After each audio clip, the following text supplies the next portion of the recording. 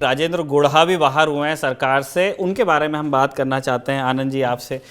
मैं ये जानना चाहता हूं सर कि अब तो राजस्थान सरकार के पास भी कहने के लिए बहुत सारी बातें आ गई हैं राजेंद्र गुढ़ा के बारे में। राजेंद्र गुढ़ा तो कह ही रहे हैं कि मेरे पास पूरा रिकॉर्ड है, मैं ये डायरी खोल के दिखा देता हूँ। हमने जब ये खबर आई कि उन्हें बाहर किया जा रहा है तो वो एक लाइन की खबर थी कि उन्होंने सवाल पूछा इसलिए बाहर किया गया। हमने राजस्थान सरकार से संपर्क किया कि भाई आप वर्जन दीजिए इसमें कि आप क्या कहना चाहते हैं इस घटना के बारे में, तो एक लाइन का जवाब वहाँ से भी आया कि हमने चेतावनी दे दी थी अनुशासन में रहने की, उस चेतावनी का उल्लंघन हुआ इसलिए इन पर कार्रवाई हो रही है। तो ये तो एक एक लाइन की जो अपडेट्स हैं उन शक्ल में उस शक्ल में हम यहाँ पे देख रहे हैं। थोड़ी सी अंदर की बात बताइए कि राजेंद्र गुढ़ा के साथ हुआ क्या। देखिए निखिल जी, ये किस्सा तो काफी पुराना है। राजेंद्र गुड्डा के साथ जो चल रहा है वो करीब 6-7 महीने से ऐसा चल रहा है कि राजेंद्र गुड्डा बिल्कुल सरकार के अगेंस्ट चल रहे हैं। अब राजेंद्र गुड्डा सीधे विधानसभा से निकलकर बर्खास्त होकर मंत्री पद से और विधानसभा से निलंबित होकर ऊंट गाड़ी पर पहुंच गए हैं और वो अपने क्षेत्र में ऊंट गाड़ी की सवारी कर रहे हैं और ऊंट गाड़ी से जनसंपर्क कर रहे हैं। अगर अपन इस लाल डायरी के पूरे किस्से को देखें, मैं उसी दिन की बात करूं तो कांग्रेस इसको सही तरीके में से सुलझाने में नाकाम रही। अगर उस दिन विधानसभा में कांग्रेस चाहती तो इसको डैमेज कंट्रोल किया जा सकता था। अगर आप देखिए कि गुड्डा एक डायरी लेकर पहुंचे, उन्होंने वो डायरी लहराई, उन्होंने कहा कि मैं टेबल करना चाहता हूं। अध्यक्ष ने उनको बोलने नहीं दिया, अध्यक्ष ने उनको फटकारते रहे लगातार। और उन्होंने गुड्डा ने जो आरोप लगाए थे पहले कि मेरे साथ इस मामले में धीरज गुर्जर और रामलाल जाट भी उनके घर गए थे और हम वहां से जाके, वो तो नीचे रुक गए थे और मैं जाकर 9वें फ्लोर से वो डायरी लेकर आया।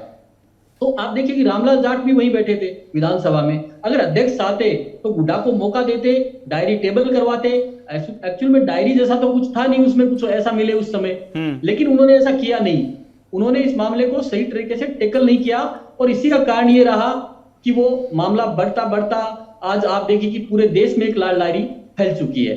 अगर मैं ये कहूं कि अगर विधानसभा में उसी दिन चाहते तो रामलाल जाट से पूछते कि भाई उस दिन क्या हुआ था, तो रामलाल जाट स्वाभाविक है कि उस बात पे जवाब देता। लेकिन देखिए कि अब तक कांग्रेस में सही तरीके से जवाब किसी ने भी नहीं दिया है। धीरज गुर्जर ने से बात हुई, धीरज गुर्जर ने भी कहा कि हाँ मैं तो वहां था, मैं वहां था, लेकिन वो उसको नकार नहीं रहे हैं। रामलाल जाट ने अभी तक इस मामले में कुछ बोला भी नहीं है। तो इसमें ये तो सच है। वैसे जैसे इनका जो धर्मेंद्र राठौड़ का जो बयान आया उनमें भी उन्होंने कहा कि गुड्डा मेरे साथ रहे हैं, हमारे घरेलू संपर्क रहे हैं, गुड्डा मेरे घर पे आते जाते रहे हैं, इस तरह की बातें उन्होंने भी कही। लेकिन उन्होंने कहा कि मैं गांधी डायरी में लिखता हूं, लाल डायरी में कभी मैं प्रयोग नहीं करता। चलो लाल डायरी नहीं है, लेकिन इस बात में तो थोड़ी बहुत सत्यता नजर आती है कि गुड्डा उस दिन धर्मेंद्र राठौड़ के घर गए हैं और वहां से क्या हुआ है ये या तो गुड्डा बता सकते हैं या सरकार बता सकती है। लेकिन अभी तक सरकार भी इस बारे में पूरी तरह जवाब नहीं दे पाई है और गुड्डा जिस तरह की बयानबाजी कर रहे हैं वो तो हमारे सामने है ही। जी सर, हम बिल्कुल ना इसी चीज़ को है कि अंदर की बात चाहे जो है वो उसी चीज़ के लिए हम आपसे और शरद जी से बात कर रहे हैं, लेकिन वो दिखेगा तो बिल्कुल वैसा ही और उसके लिए क्रिटिसाइज भी किया ही जाएगा राजस्थान सरकार को और उनको सुनना पड़ेगा कि एक मंत्री आप ही के कैबिनेट में है, वो आपकी सरकार को अगर क्वेश्चन कर रहा है आपके सदन के भीतर जो कि प्रिविलेज ही है, आपने उस चीज़ के बाद में हटाया, आप किसी और अनुशासनात्मक कार्रवाई की बात करते तब हो सकता है कि कोई इधर से भी कहता कि भाई नहीं ये बात सही है, आपने डिसिप्लिन तोड़ा। इसे तो ऐसे ही लिया जाएगा कि सवाल उठाए इसलिए आपने बाहर कर दिया। तो एक पीआर डिजास्टर तो ये गहलोत सरकार के लिए हो ही गया है।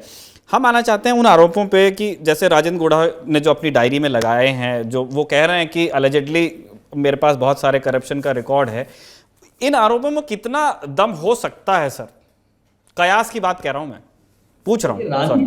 राजनीति में इस तरह के आरोप लगते रहते हैं और राजनीति में इस तरह के आरोप चलते रहते हैं लगातार। लेकिन गुड्डा जो कह रहे हैं कि मैंने जो डायरी देखी है या मेरे पास जो डायरी है, पहले तो उन्होंने कहा कि मैंने वो डायरी जला दी है, फिर उन्होंने कहा कि एक डायरी का एक हिस्सा मेरे पास है, फिर उन्होंने कहा कि एक डायरी का एक हिस्सा मेरे से विधानसभा में छीन लिया गया है। तो गुड्डा भी इस बारे में कई तरह की जो बातें कर रहे हैं। लेकिन अगर आप देखा भी जाए तो राजनीति में ये स्वाभाविक सी चीजें हैं। जैसे कह रहे हैं कि आरसीए चुनाव में अशोक गहलोत ने अपने बेटे के लिए जो किया और बेटे को आरसीए चुनाव में जिताने के लिए जिनको पैसा दिया गया उस डायरी में दर्ज था। इसके अलावा कह रहे हैं कि राज्यसभा चुनाव, उपराष्ट्रपति चुनाव, राष्ट्रपति चुनाव में किस किस से तालमेल किया गया।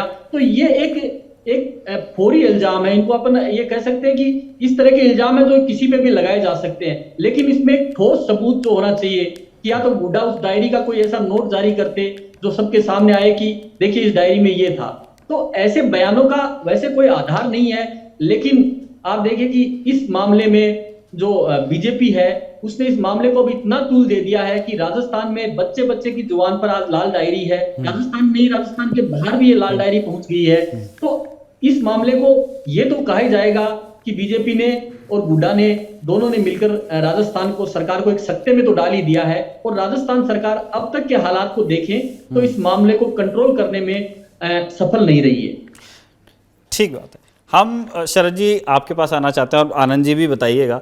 हम राजेंद्र गुढ़ा, जो लोग राजस्थान से अगर नहीं आते हैं तो आप एक काम नेता नगरी देखते हुए या नेता नगरी देखने के बाद भी कर सकते हैं, आप यूट्यूब पे जाइए और राजेंद्र गुढ़ा डालिए, आपको बहुत सारे स्टेटमेंट्स मिलेंगे और उनकी क्वालिटी अलग लेवल की है। उनका जो अपने तरह का सेंस ऑफ ह्यूमर है, जिस तरह से वो बात करते हैं, वो बड़ा चर्चा में रहते हैं। हम चाहते हैं कि राजेंद्र गुढ़ा की जो शख्सियत हम आज देखते हैं वो तैयार, वो कहानी क्या है, राजेंद्र गुढ़ा बनते कैसे हैं। वो किसी बड़ी पार्टी में नहीं है, राजस्थान में जो दो बड़े दल हैं, बावजूद उसके वो अपना चुनाव जीतते हैं उदयपुर वाटी से, जिसकी एक बड़ा एक रिच ट्रेडिशन रहा है, वहाँ पे बड़े उद्योगपति किसानों से हार गए हैं।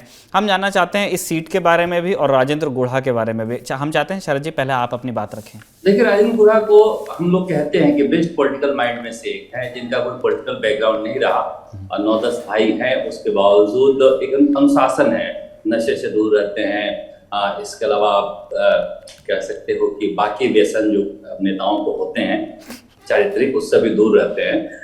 तो एक उनमें कुछ खासियत है और मुख्यमंत्री अशोक गहलोत के बेहद करीबी है। बसपा में भी थे तो ये बसपा में मुख्यमंत्री अशोक गहलोत से पूछ के जाते थे और कांग्रेस के टिकट जो है वो दिलवा देते थे। ऐसा कहा जाता है कि वो हारने के लिए दिलवा देते थे। 2 बार कांग्रेस से लड़े, दोनों बार हार गए। तो अभी भी किसी को, जब तक जिस दिन निकाले गए उस दिन भी किसी को यकीन नहीं हुआ था कि मुख्यमंत्री अशोक गहलोत ने इनको निकाल दिया। जब ये सचिन पायलट की तारीफ करते थे तब भी उस इलाके में आप जाइए तो लोग कहते कि ये कोई मुख्यमंत्री अशोक गहलोत की चाल होगी, क्योंकि इतना ज्यादा इनको मानते थे। वो मंत्री बनाए ना बनाए, आपको याद होगा वो मोबाइल पर गाना सुना कर लाए थे, हम लोगों को गाना सुनाते हुए विजुअल दिखाया था, गैरों पर रहम अपनों पर करम, ए जान वफा ये जुल्म न कर। और मुख्यमंत्री अशोक गहलोत ने हंस के गाना सुना था इनसे। तो ऐसे रिश्ते थे और कैबिनेट में कहा करते थे कि गुढ़ा जो कह रहा है वो सही कह रहा है। मुझे लग रहा है कि मुख्यमंत्री अशोक गहलोत को अपना ये गुरु मानते थे और इनको अपना चेला मानते थे, मगर कुछ बीच में खटास होती चली गई, क्योंकि इनके मन मुताबिक जो वादे हुए थे वो नहीं पूरा हो पाए। ये अपने सबसे छोटे भाई को पहले उतारे थे यहाँ पर, और उस समय भी एक लोक जनशक्ति पार्टी बिहार में हुआ करती थी, रामविलास पासवान को लेकर आए, रणवीर गुढ़ा को चुनाव लड़ाया। तो रणवीर गुढ़ा जब चुनाव लड़े तो लोग कहते हैं कि लोक जनशक्ति पार्टी क्यों लेकर आए यहाँ, तो रामविलास पासवान को जानता नहीं है, मगर उनकी नजर उस समय भी एससी वोट पर थी और वो अपने भाई को विधायक बना दिए। फिर वहां से उन्होंने ऐसा कहा जाता है कि पैक्ट करके लोक जनशक्ति पार्टी से लोकसभा लड़ा दिया और वहां पर राजपूतों का वोट बर्बाद करके जिता दिया बीजेपी कैंडिडेट को। तो वो ये आरोप लगते रहते हैं, मगर उसके बाद कहा गया कि इनका भाई जो है छोटा वाला, वो सगोत्रीय शादी कर दिया। तो कानून के बड़े, सामाजिक कानूनों के बड़े ये पहरुआ हैं, उसके इधर उधर को बर्दाश्त नहीं कर पाते। सगोत्रीय शादी के जब भाई ने कर लिया तो उस भाई से नाता तोड़ लिए और खुद ही चुनाव लड़े, और मुख्यमंत्री अशोक गहलोत के कहने पे चुनाव लड़े थे। चुनाव लड़के बसपा में आए और पर्यटन राज्य मंत्री बने और अच्छी चलती थी इनको उस समय दूसरी सरकार में। तीसरी बार भी यही बसपा वालों को लेकर आए और धर्मेंद्र राठौड़, जिनके ऊपर ये लाल डायरी का इल्जाम लगा रहे थे, वही मुझे याद है रात को 12 साढ़े 12 बज रहा होगा, हम भागे भागे गए थे, अरे बसपा वाले आए, ऐसे हल्ला मचा। और उस समय लूट मची हुई थी मुख्यमंत्री निवास के बाहर, हम लोग एक दूसरे को पकड़ रहे थे और सबको मैनेज कर रहे थे।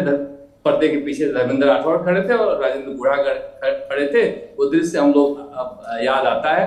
तो राजेंद्र गुढ़ा ही लेकर आए थे, वो प्राइस गैच था। उसके बाद सचिन पायलट को वो हाशिए पर लाने में मुख्यमंत्री अशोक गहलोत को बहुत मदद मिली, और जो गाली गलौज की गई सचिन पायलट को सबसे पहले वो इन्हीं विधायकों से, वाजिब अली, संदीप यादव, इन्हीं से करवाया। और गुढ़ा जी ने संदीप यादव के घर पे कराया था और एक एक चैनल को बुलाकर हम लोग को सबको बैठा के ऐसे इंटरव्यू दिलवाया जा रहा था और अनाप शनाप पता नहीं क्या क्या बुलवाया जा रहा था इसी गांधीनगर में के एमएलए फ्लैट में। तो ये सारा काम जो हिटमैन थे वो गुढ़ा ही थे, लेकिन इस बार वो हिट विकेट हो गया। हिट विकेट कौन हो गया पता नहीं, मगर देखिए जैसा कि बताया था आनंद जी, उस दिन गुढ़ा अचानक से बोल गए थे। मैं उनको बोलने से 15 मिनट पहले विधानसभा के दरवाजे पर मिला और मैंने कहा कि एक स्टोरी में आपकी बाइट लेनी है कि 100 लेकर कोई प्रदर्शन नहीं कर सकता। तो उन्होंने कहा कि नहीं यार, हमारी सरकार ने तो ये बिल पारित किया है और मैं बाइट दे दूंगा तो अच्छा नहीं लगेगा। वो क्या है, जोम जोम में बोलने की आदत होती है उनकी और इस तरह के 2 लाइन बोलते रहते हैं। अब भी कहा जा रहा है कि मुख्यमंत्री अशोक गहलोत इन्हें नहीं सरकार से निकालना चाह रहे थे, क्योंकि देखिए कांग्रेस पार्टी से नहीं निकाला है। इतना कहने के बाद भी कांग्रेस पार्टी से नहीं निकाले गए हैं। अचानक से गोविंद सिंह डोटासरा और सुखजिंदर सिंह रंधावा ने दबाव बनाया और उस गुस्से में आ गए, ये भी ऐसी खबर है, और इनको बर्खास्त कर दिया गया। इस बर्खास्तगी के बाद जो अपने व्यक्ति को एक चोट पहुंचती है, ये चोट पहुंचाया इन्होंने और अपना ये बर्खास्त छोड़ दिया। अब ये लाल डायरी की कहानी लंबी है, मैं सुनाऊंगा तो बहुत वक्त लग जाएगा, मगर ये लाल डायरी कोई नई नहीं है। इसके 2-4 पन्ने हमने भी पढ़े हैं और ऐसे लिखा गया है कि आप सर पीट लेंगे कि ये चीजें भी कोई लिखता है क्या। तो ये अपना ब्रह्मास्त्र चला दिए जो इनके पास था। किस नेचर की चीजें हैं सर? क्या वो पॉलिटिकल फिक्सिंग का विषय है या वो लेन देन की बात है? किस नेचर की? मैं कंटेंट तो नहीं पूछ सकता, मैंने तो बहुत ज्यादा नहीं पढ़ा है। 2-4 पन्ने जो गुढ़ा जी ने दिखाए वो अपने पढ़े हैं और हम कह नहीं सकते, क्योंकि देखिए हमारे पास सबूत तो है नहीं कि धर्मेंद्र राठौड़ ने लिखा है। लेकिन वो अमूमन ये है कि आज रात को मैं इससे मिला और फिर उन्होंने मेरे गुरु ने मुझे, आप समझ गए गुरु कौन है, तो उन्होंने डांटा, तुमने ऐसा क्यों, मैंने इस बिजनेसमैन को इससे मिलवाया, फिर उनका इस अधिकारी से मिलो तुम्हारा काम हो जाएगा, फिर इतना सीआर का इसको दिया, इतना सीआर का उधार करके दिया है, अब पता नहीं लौटाएगा नहीं लौटाएगा। इतनी डिटेलिंग से मुझे लग रहा है कि अब पता नहीं लिखे हैं कि नहीं लिखे हैं, लेकिन उस डायरी में एक डिटेलिंग है जिसके पास हमारे सबूत है, नहीं तो हम तो चला नहीं सकते। तो 2-4 पन्ने हैं हमारे पास। लेकिन धर्मेंद्र राठौड़ ने एडमिट किया है कि मेरी डायरी लिखने की आदत थी, मगर उनका कहना है कि नहीं, उनके पास कुछ डायरी नहीं है, हमने चला दिया है, राजेंद्र गुढ़ा ने नहीं चलाया, हमने चलाया है। अब उस दिन गुढ़ा लाने गए थे, ये बात भी सच है, क्योंकि हम लोग जब भाग कर गए थे वहां पर तो करनी सेना के नीचे जवान नारे लगा रहे थे और गुढ़ा और धीरज गुजर ही फ्लैट से निकले थे। तो ये बातें डिनायल की तो है नहीं। अब धीरज गुजर डिनाई करते हैं तो अलग बात है, जो आखिर की बातें हैं उसको कौन डिनाई कर सकता है। अब डायरी किधर किस साइड फेंके और कौन उठा कर ले गया ये नहीं जानते हैं, मगर ये और एक छोटा थाने के एसएचओ तीनों गए थे वहां, वो हमने निकलते हुए देखा था।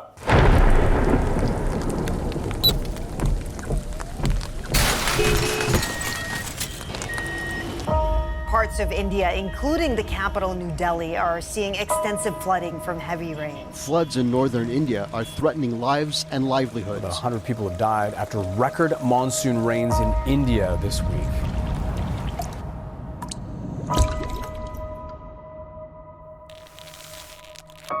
अल्लाह आपकी एक दुआ कबूल करेगा। क्या दुआ मांगोगे? अल्लाह करे पाने थे, एक सुख दो मुझे।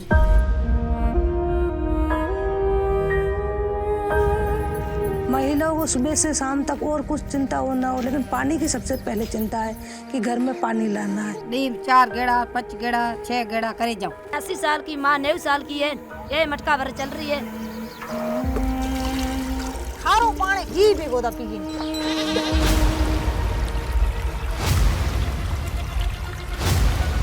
नीचे फ्रैकिंग हो रही है, बड़े हाई लेवल के केमिकल्स डालते हैं। दांत एकदम ब्राउन हुए हैं लोगों उस पानी की वजह से।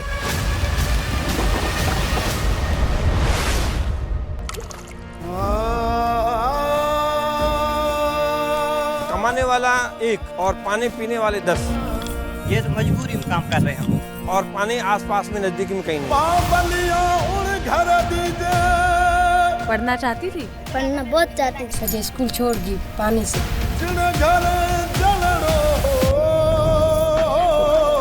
ये सब जो बाहर उठाने से तो इसका बच्चा गिर गया। इसके बाप ने इसको सिखाया क्या पानी नहीं ला सकता। सूखा लागे ताल तलाया